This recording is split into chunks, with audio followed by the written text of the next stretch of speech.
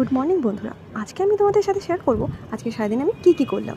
সকাল সকাল ঘুম থেকে উঠে পড়েছিলাম, কারণ আজকে ছিল আমার মর্নিং ডিউটি।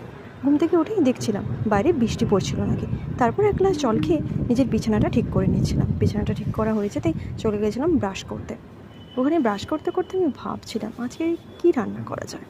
আজকে চলো ঠিক আছে, আজকে তারপর ভাবলাম একটু সয়াবিন রান্না করি। আগে ভাতটা চাপিয়ে দিলাম। ভাতটা চাপিয়ে দিয়ে ওখানে চলে গেছিলাম দুটো কিছু খেতে, এসে করে নিয়েছিলাম তরকারিটা। তরকারি করতে করতে তার আগে আমি করে নিয়েছিলাম পাঁপড় ভাজা, কারণ সকাল হোক পাড়া পাঁপড় ভাজা ছাড়া না আমার ঠিক খাওয়া হয়, তাই আগের থেকে আমি পাঁপড়টা ভেজে রেখেছিলাম। তারপর ওখানে তরকারিটা হয়ে যেতেই আমি চলে গেছিলাম নিজের টিফিনটা প্যাক করতে। যাই হোক গাইজ, যেহেতু আমি হোস্টেলে থাকি, নিজেরটা তো নিজেকেই করতে হবে, তাই না? নিজের টিফিন প্যাক করে আমি চলে এসেছিলাম রেডি হতে, ফ্রেশ হয়ে। তারপর এক তড়িতেই রেডি হয়ে গেলাম অফিসে যাওয়ার জন্য। আর অফিসে যাওয়ার জন্য রেডি হয়ে গেছিলাম, তারপর দেখলাম ওমা